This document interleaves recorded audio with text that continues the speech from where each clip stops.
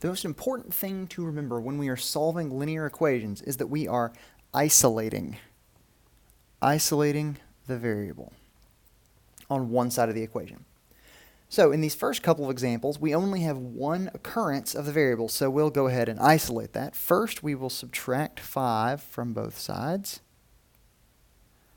so that we get negative 6x equals 12.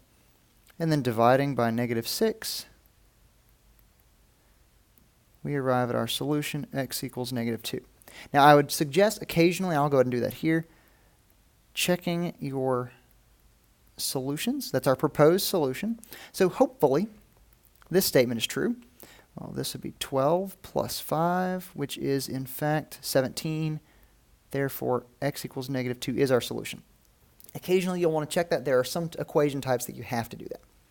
In our second example, we will add 4 to both sides. All right, to arrive at negative 7a equals 14.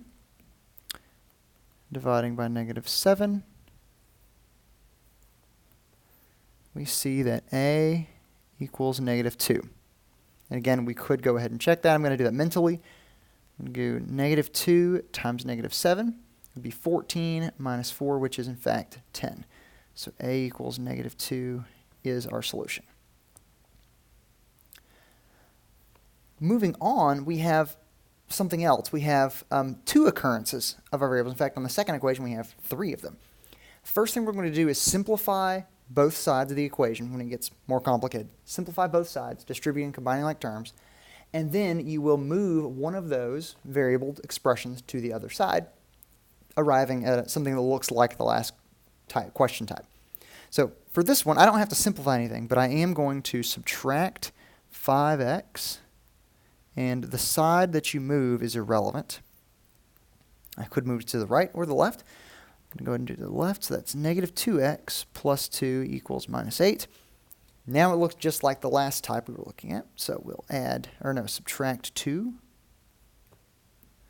So we have negative 2x equals negative 10. And then dividing by negative 2, we see that x equals positive 5. All right, our next equation, again, we'll simplify. So we need to distribute the 4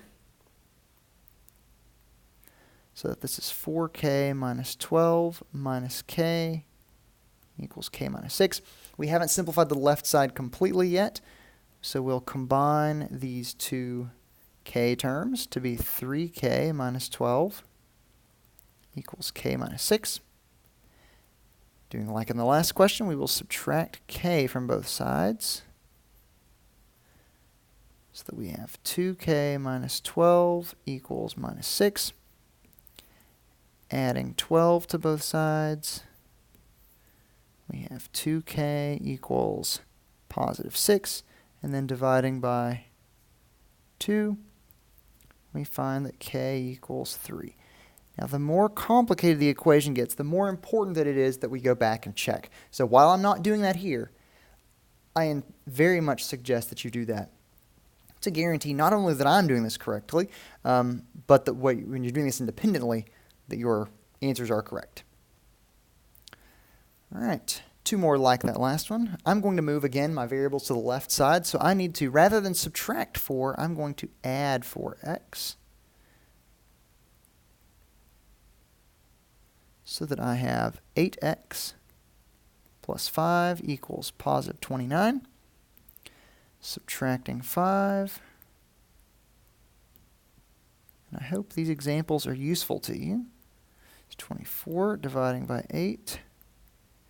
I see that x equals 3. All right, my last equation that we're going to work. I need to distribute, actually on both sides, because I need to simplify both of these. So on the left side, that is 3x minus 6. And on the right side, that's minus 2x minus 8. Negative times a positive is negative. Now I'm going to move my variable terms to the left, so I'm going to add 2x. That would be 5x minus 6 equals minus 8. Now we can add 6 to both sides. 5x equals, that'd be minus 2. Dividing by 5, I have that x equals negative 2/5. There's our solution. Now, it is, again, of utmost importance that you can always check these by plugging them back in. Again, later in some other sections, we are going to have to do that every time.